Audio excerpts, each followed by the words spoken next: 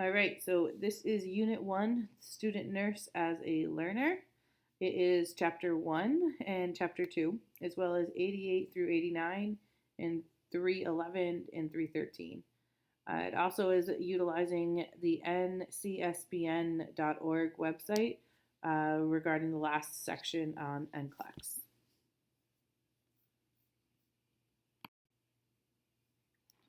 So traditional verse returner. This is going to be something that we bring back often is what point of your life are you at that you got to nursing school, right? So did you just get out of high school? Have you been did you go to high school, taking prereqs, or went to school somewhere else and then decided you wanted to go to nursing school? So you have continuously still been in that educational realm. Whereas a returning adult learner has been out of school for, say, 4, 5, 10, 15 years and has been not familiar with the technology, the resources that we now utilize in nursing education, and it can really be a hindrance on your ability to learn. Um, However, we're going to look at pros and cons of both sides, right? So a traditional adult learner, their pro clearly is that they've been in school. They're familiar with the technology, digital world that we're now living in, and that they're still in that routine, right? So they're still used to school, class, homework, studying as part of their day to day. Returning learners, however, they don't have that in their day to day. But what they do have is that experience, that life experience, that job experience that is greatly going to influence their ability to apply that to the nursing career as well as in class. So managing time is not just on nurse in school itself. It's going to be time management and life understandings and all of that. You also will hear that the motivating factors behind why you came to nursing school may be a little bit different for a returning adult learner versus a traditional learner. Not saying that one's more motivated to be here, but that it has you see that difference between the two. So, what characteristics that contribute to maintaining good mental and emotional health for both the traditional and returning learner? How do we balance that? How do we get to that time management to make sure that we're balancing all of those things? But remembering that each of you brings a different pro and con to your abilities here in class. So if we are able to recognize our flaws as well as our benefits, then it's going to make you a stronger learner and overall have more tools in that toolbox that we're constantly working on.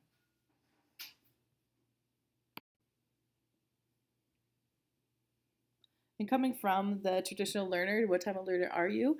It doesn't matter what type of learner you are if you are not giving yourself positive self-talk, right? So if we are not constantly checking ourselves to make sure that we are not doubting our abilities to do what we're doing, there will be a lot of times where you are going to be pushed down, right? So where you've got 2 tests in a week, you've got clinical 2 days a week for 12 hours, and you've just really are drawn out, and that's just nursing school, right? If you've got life on top of it, where I just can't do this anymore. I can't do it. I can't get to clinical. It's just too hard. Maybe I'll just call out. You're going to need that positive affirmation to continually to get yourself to do it. You can't have somebody else telling you all the time that you can do it and motivate you. That is going to be awesome, and you definitely need that support person. But being able to be your self motivator and your own cheerleader, right, to get yourself through this. So you need that positive self talk to be able to get there. So you hear me say that often in class alone. So when or even in lab, right, where you're not the first, or you're kind of hiding in the back, or you're just like, I don't really know what I'm doing. That's fine if you really don't know what you're doing in a lab setting, right? But recognizing that and telling me that you don't know, and then saying, I'm not really sure how to do this, or I'm just not, I know the steps, but I feel kind of clumsy about how I'm going to do it, but I'm going to give it a shot and I can do it. That's that positive self talk that you're going to need to have to be able to move forward. Time management. So, how are we going to keep time management under control and balance everything that we need to take care of in our lives well in school? So not only are you going to have 1020, this 3 hours of class, lab, which is going to be lab or clinical on Tuesday, Wednesday, 6 hours at a time. And then Thursday is going to be another 5 hour lecture. So you're going to have study material as well as prep material that are going to need to be getting done. So how can you keep all of that in your already hectic, full lives, right? So how are we going to balance it all out and make sure that we're not pulling away too much of the things that make you you and make you a happy and functioning member of society, right? So if you pull too much of that out, then you're not going to be able to succeed. So finding that balance is going to be key. So balance will allow you to continue on in this program.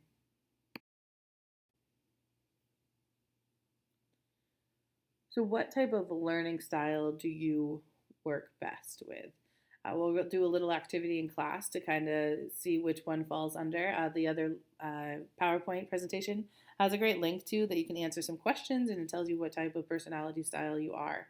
So are you visual? Are you auditory? Are you kinesthetic? So you can read through here these, right? So visual is going to be that you actually are watching and seeing and taking that information in. So when you sit in class and actually read the instructor's body language, their movements, their mannerisms, and that helps you remember the information. When you write notes and you are seeing, you're rewriting the notes in your own words, right? So you're actually seeing those words. That is going to be your visual. Um, Auditory is going to be when you actually are reading out loud and you're hearing those words come out. Or you actually record lecture like this and you're going to be listening to that recording. Also, you can usually you're going to be listening in class and not writing while you're doing that, so you can focus on hearing that time. Making up different silly rhymes, songs, and mnemonics.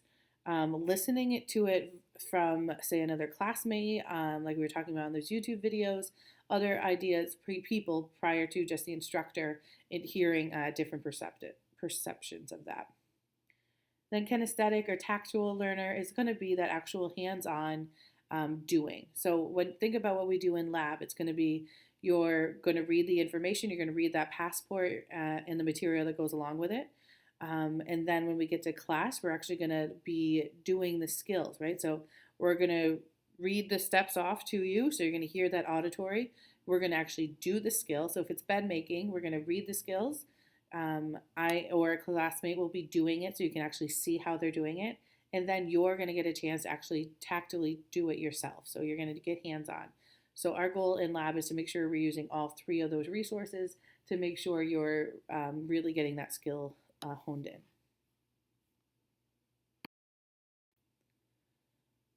So with thinking about what type of learner you are, we also want to say, how do you learn best, right? So what type of learner you are, you could be using both auditory, both kinesthetic, auditory and kinesthetic, using a variety of those different type of techniques. So using different tools that maybe classmates are using or that we will provide you, again, like I'm talking about this toolbox that you can then pull out at any point throughout your nursing career that will really help you move forward. So we've got concept maps, which really show you, and we're going to do these in clinical too, right? So show you that you have your main concept in the middle and it's going to bridge off to different topics that really organize your thought process and organize all the data and everything that we've worked on for a certain situation, right? So if we think about time management, if time management was the main thing within the middle of the concept map, off of that time management, we're going to put in all of those other things that we are trying to manage, right? So family life, personal life, activity, exercising, kids, eating, sleeping, oh, and nursing school, right? So managing all of that, and then you're going to see the bridge off of how much each little component is going to be using. So a concept map is really helpful for that, and you can use different colors and different bold and textures and fonts and all of that to kind of organize your thoughts.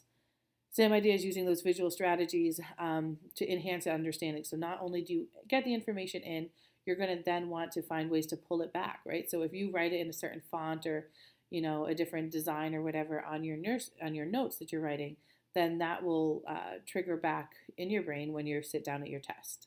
So using those different techniques is really helpful. So what is critical thinking? Critical thinking is definitely something we as nursing students will talk about often.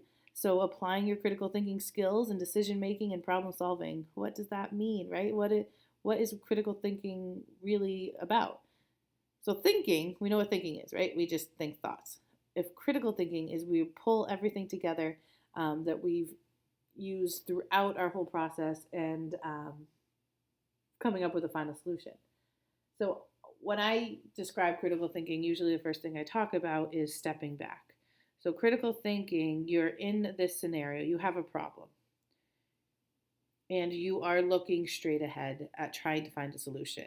It's as if you have blinders on, right? So those poor horses that have blinders, you're just looking straight ahead, and that's all you're seeing. Maybe the solution's at the end of this tunnel. When I want you to critically think, I want you to step back, take off your blinders, and look around.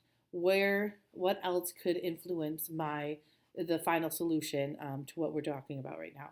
So if we're thinking about symptoms or a patient, right? So it's somebody that has a fever, right? If I'm just looking at they have a fever, fever tells me infection, right? That's all I'm thinking at, and I'm just stuck on infection, can't figure out the infection, where it could be going.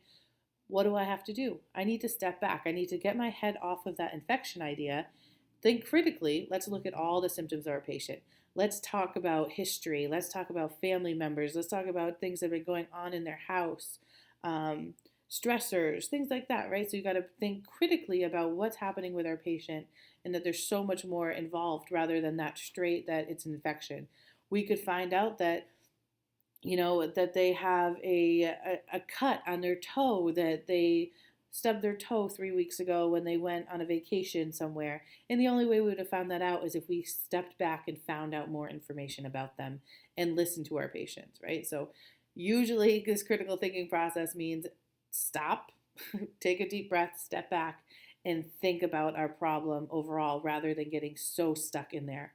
And this usually happens more in like an emergent situation, right? Where we're just like, we can't figure this out. We need to think critically about all of the different options and do it very, very quickly. So the more we can hone in those critical thinking skills, the better nurses will be.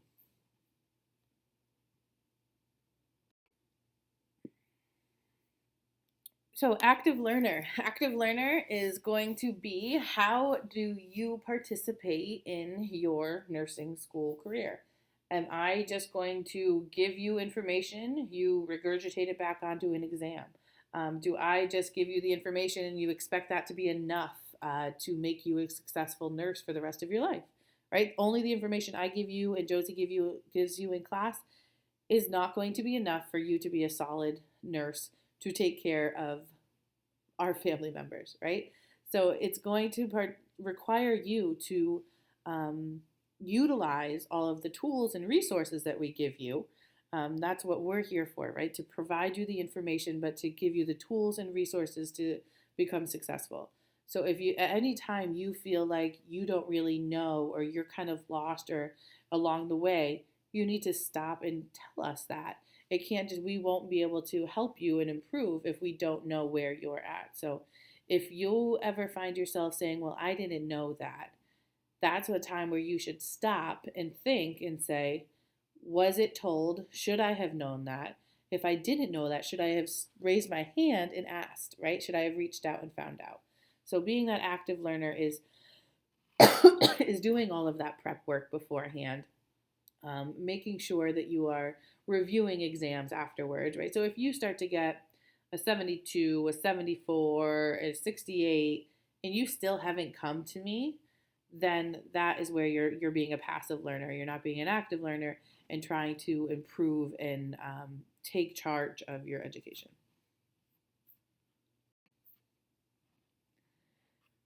So we're talking about being an active learner, an active participant.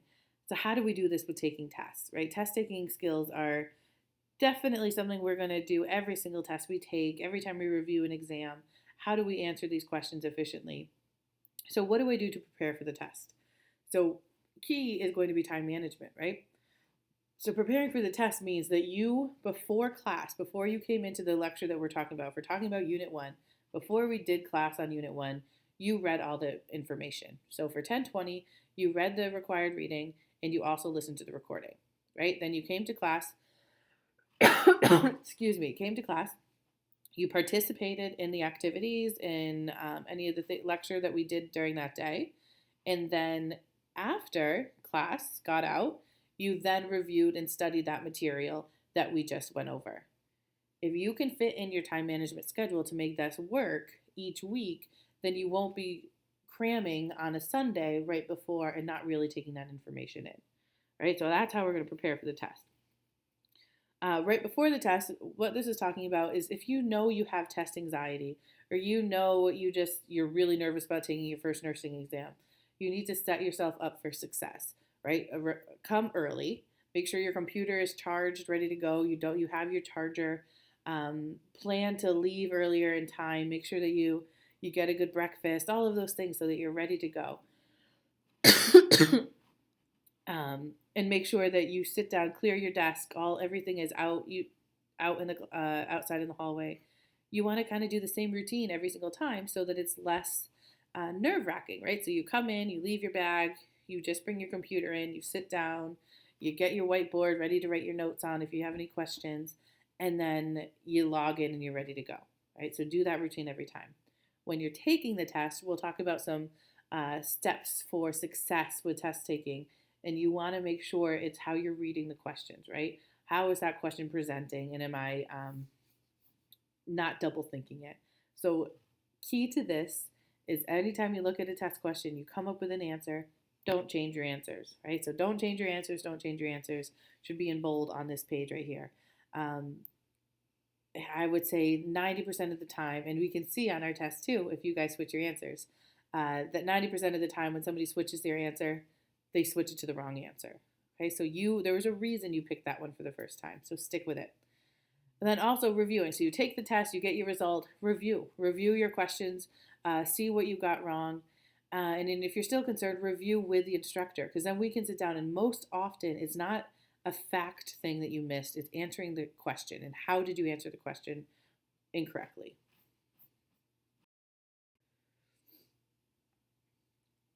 So pyramid to success. What do I do when I'm sitting down to these test questions to succeed? Avoid asking yourself, what if? These two should kind of be together, this first one and the last one. Avoid asking, what if? In NCLEX world, you only have one patient, all the needed supplies, you are not short-staffed, you don't have any other patients, you don't have anybody else yelling at you to get to go do something else. So make sure you are not adding any what ifs. This is also really hard for those that have been in the healthcare field because you think of past experiences, right? So something in the test question may be something that happened to you before. No, stop. Don't go down that rabbit hole, right? It's going the wrong way.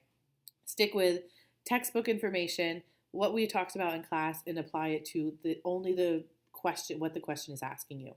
Okay, this gets really hard when we do like maternity and pediatrics because people bring in their personal experiences with labor and delivery or with their child. So be aware of that. Focus only on what the question's asking you. Look for strategic words in the question. So what is it actually asking you? Answer the question before you look at the options. So this is harder in electronic testing, but you can do it by not scrolling down to the questions yet, the answers. So if you scroll to just the test question, answer it yourself, find out what is it actually asking me for, and answer it on your own. Then scroll and find that if you came up with hopefully one of the relatively close to the answers that's already there, right? Determine whether the question is a positive or negative, right? So is it what's the best solution or what should you not do, right? Make sure you're circling that word or underlining it or holding your hand over it. Use all your knowledge to actually answer those questions finally. So let's take a look at this sample question. Right? So the question is, a patient who is visibly upset says to the nurse, I want to talk with the head nurse. No, get me the supervisor, the director of nursing, the owner of the hospital. I am mad. So then the question, the stem is, the best initial response for the nurse to make is A, whom do you wish to see first? B, don't be angry. C, why do you want to talk to them when I can help? D, you seem upset. So, what ones could you cross off right away? We know when we're talking with patients, we want to address their concern, right? We don't want to undermine them. We don't want to just pat them on the head. We want to address what their concern is. So here, the patient is clearly upset, angry. So don't be angry. Is that going to help anything? Telling somebody not to be what they are? No. And why do you want to talk to them when I can help? Clearly, you're not helping yet. And is that the way that you would approach it? So that is not answering your question. So the two that I could see students struggling with, you seem upset, and whom do you wish to see first? So you seem upset. Is that addressing the problem? Is that helping your patient move forward?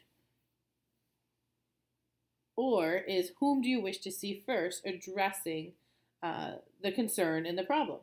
Right? So that's where that's going to be the key factor of which answer is best. You seem upset. It's not terrible, but is that going to fix anything? And if anything, it's going to maybe make the patient even more annoyed and upset unless you had a follow-up with that, right? But the question doesn't tell you have a follow-up, right? You can't include what if they said something else after, or what maybe they were going to say this after that, and they didn't say that, right? So whom do you wish to see first answers their concern, directs you that you're going to be doing something for them, and addresses their situation, right? Does that make sense how we're doing that? So when you're looking at this test question, you want to see what are they asking me, where are we going, and how can I move forward? So the scenarios in classroom versus clinical, we try to keep them very similar to lab and clinical, but the classroom is different, right? Versus your instructor in clinical versus your instructor in the classroom. In clinical, we want to make sure that you are constantly being that active learner.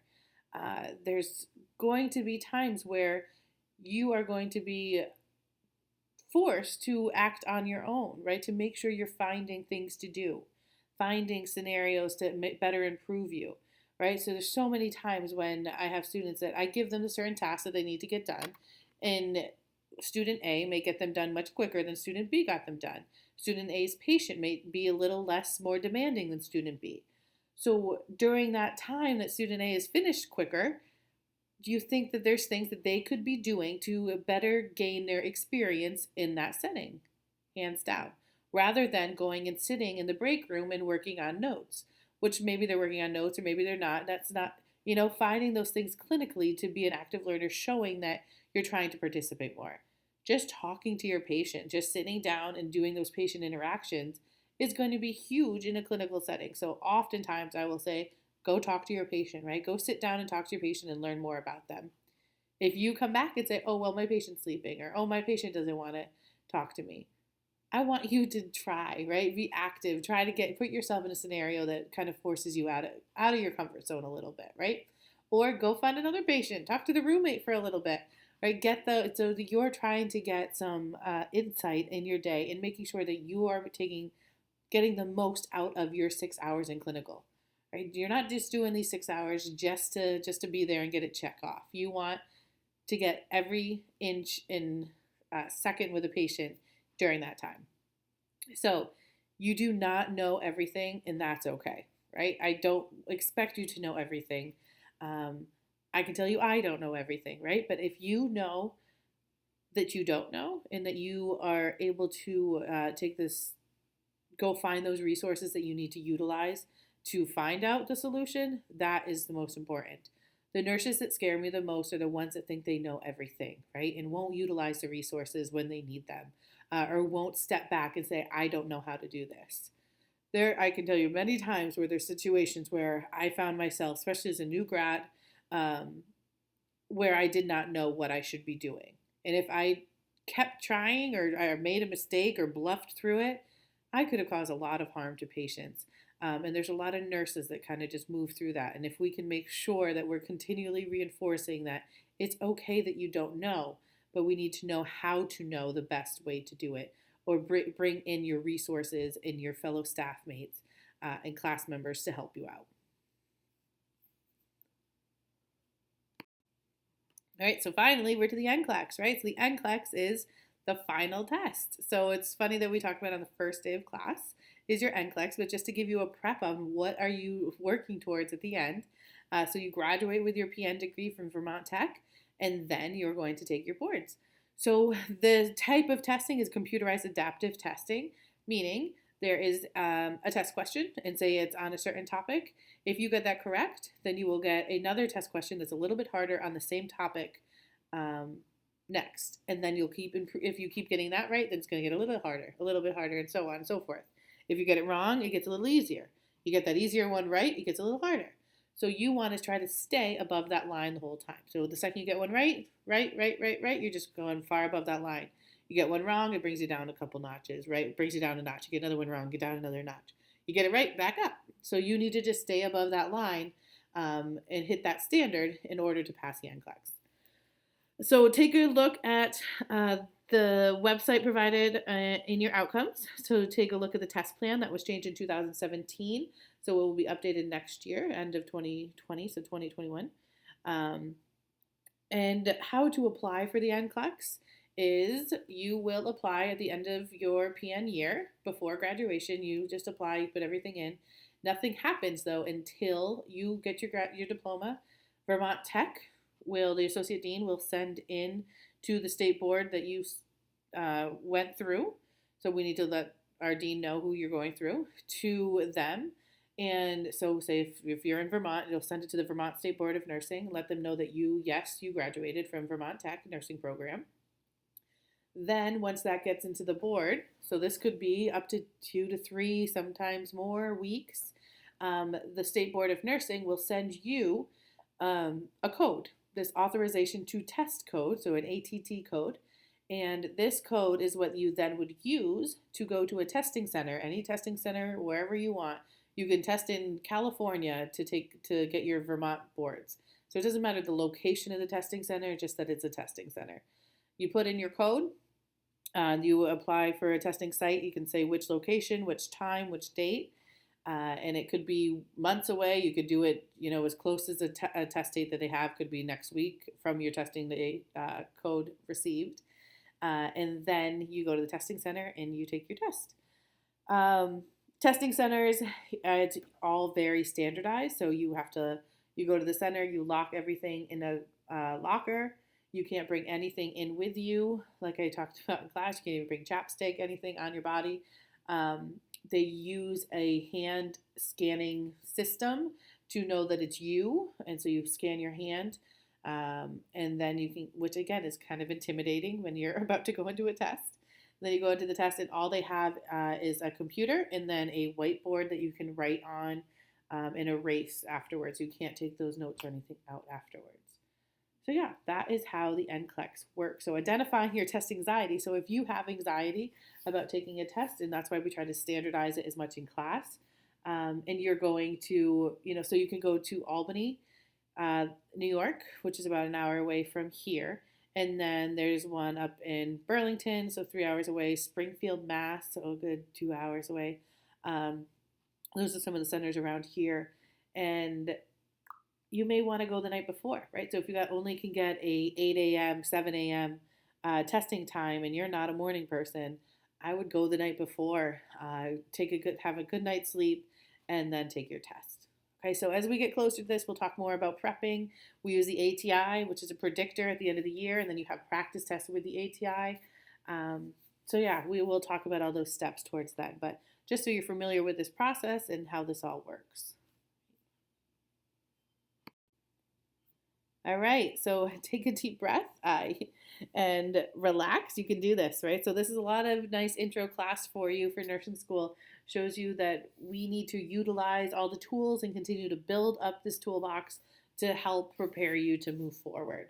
So when looking at studying for Unit 1, you have our outcomes. So take those outcomes, follow through those of what's happening in Unit 1, compare those to lecture recording here and the reading material. Also, you have PowerPoints that are different than these, right? So the main PowerPoints for Unit 1 are a little bit more in depth, so you can utilize that information that kind of takes, so you got your reading, then that kind of goes down to those PowerPoints, breaks it down a little bit, and then condensed even more is going to be my recorded lecture. right? And then we have what we did in class. So anything we did in class clearly is going to emphasize a lot of that material that you need to understand and focus on for your testing. All right.